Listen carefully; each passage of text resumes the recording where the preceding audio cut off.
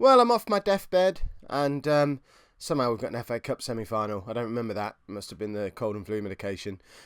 If we can get to 100 likes on this episode, pretty pronto, there'll be another one out later today as well, probably about 9-10 o'clock-ish. So before we do anything more, whack a like on there. Let's go and play the FA Cup semi-final.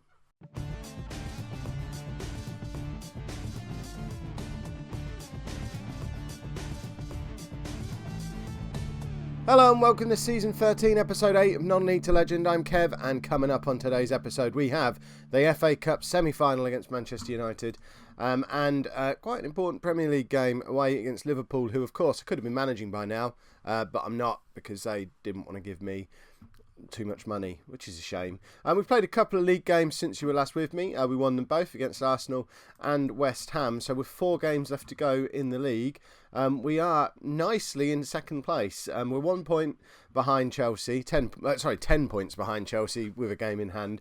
Probably not going to win the league unless they do something spectacularly bad. But more important than that, we're 9 points clear of Manchester City in 5th place with a game in hand. So we have to do something spectacularly bad to not be in the Champions League next season, which would be rather pleasant. So I guess number one priority becomes today's game against Manchester United. We want to win the FA Cup this season. We did it a couple of years ago. We'd like to do it again because all we really need to do to get into the Champions League again is win one of our last 4 games, which, when you look at who we're playing, should be doable because we've not got anyone really challenging us for a European spot amongst them. So surely we've got to win at least one of them.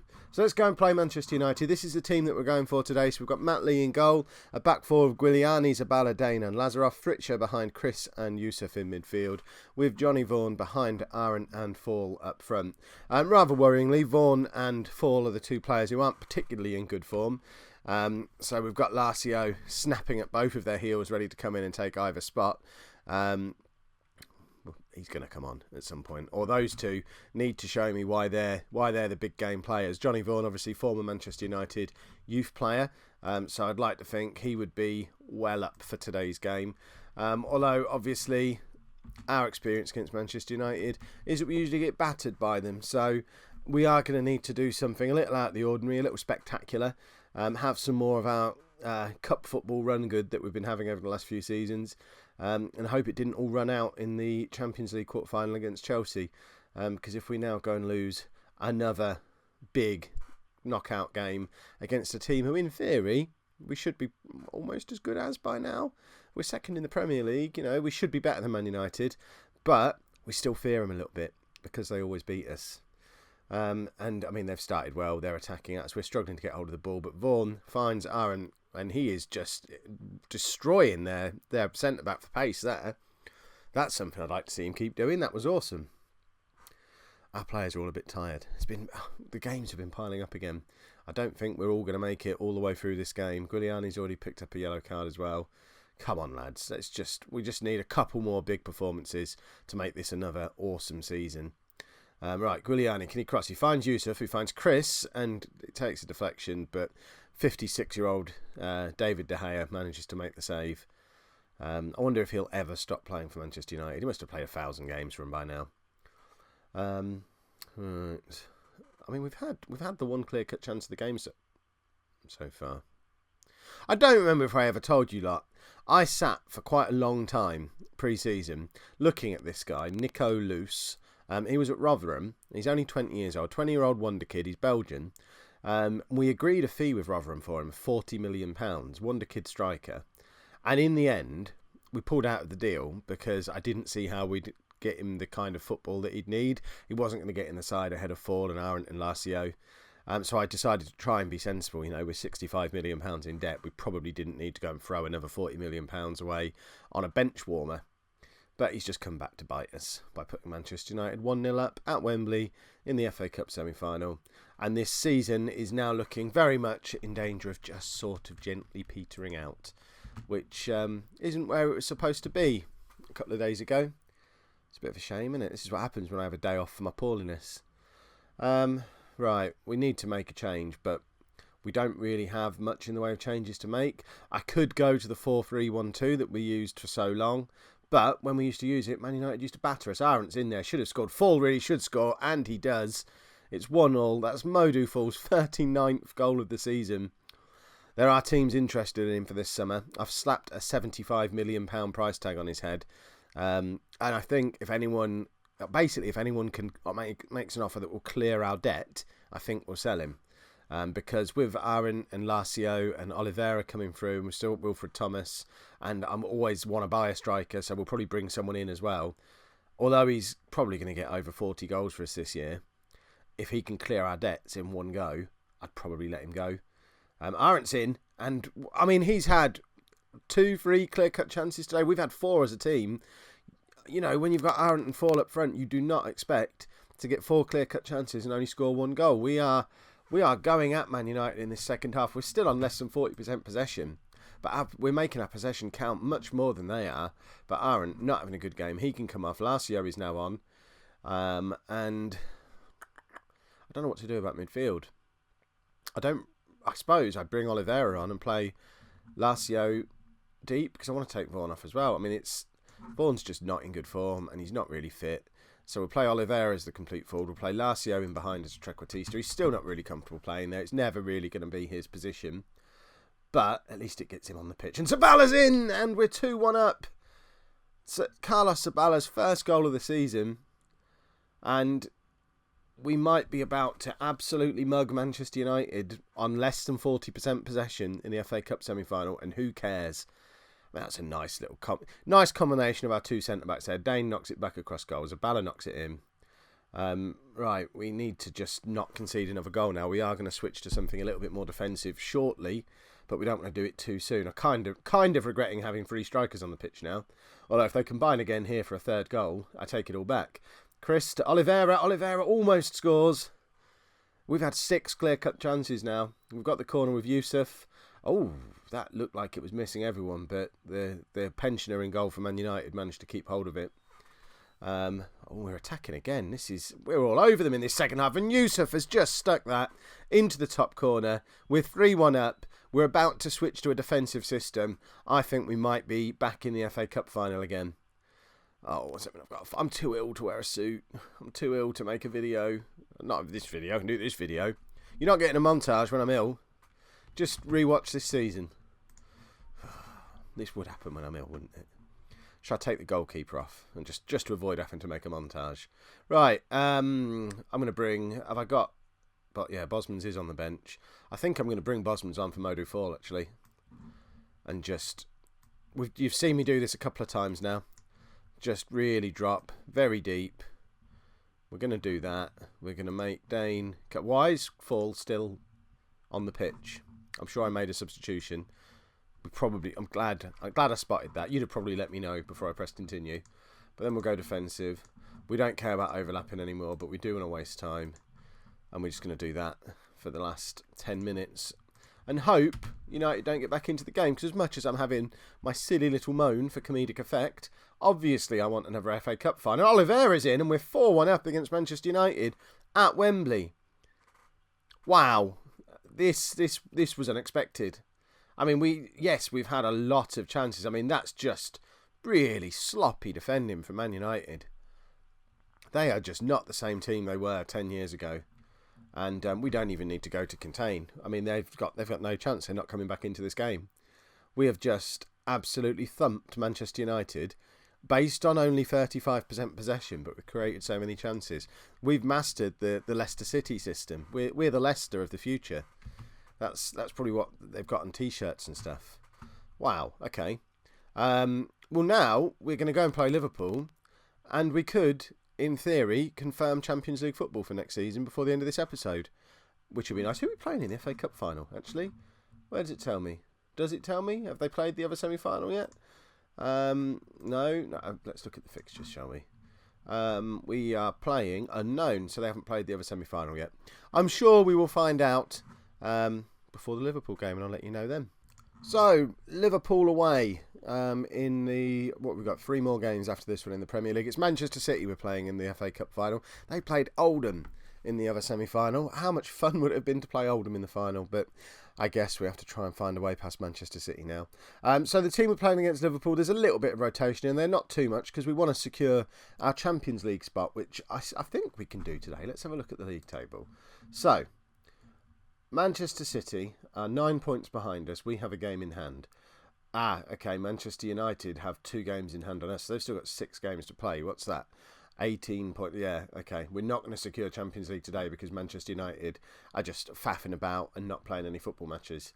But I think a win against Liverpool today, we are effectively there unless something ridiculous happens. Only a couple of changes from the game against United. We've brought Walker-Peters in at left-back in place of Giuliani. Vossabelt comes into the midfield instead of Chris. Valverde comes into the holding midfield position for Fritzsche. And Larsio comes in for Christian Arendt up front. Everyone's on the bench who has been rested. Oliveira is pushing for a start after getting his goal against Man United. And he will play some games between now and the end of the season. Certainly...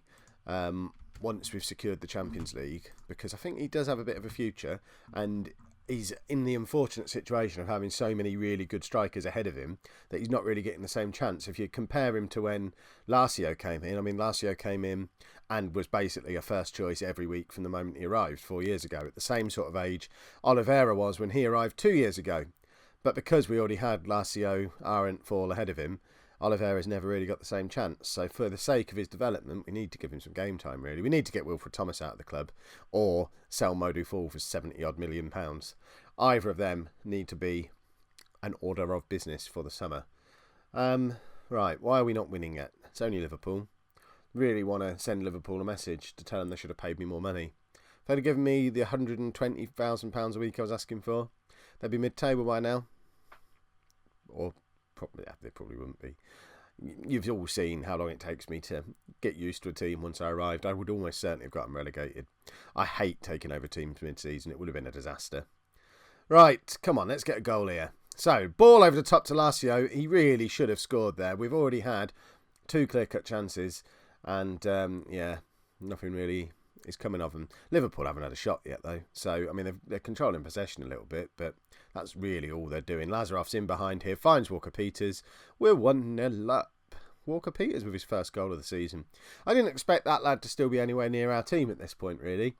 Will Leach is just about fit again, although not match fit, which is why we're still not seeing anything from him. And obviously we've got Giuliani now, but Walker-Peters is still getting in every England squad.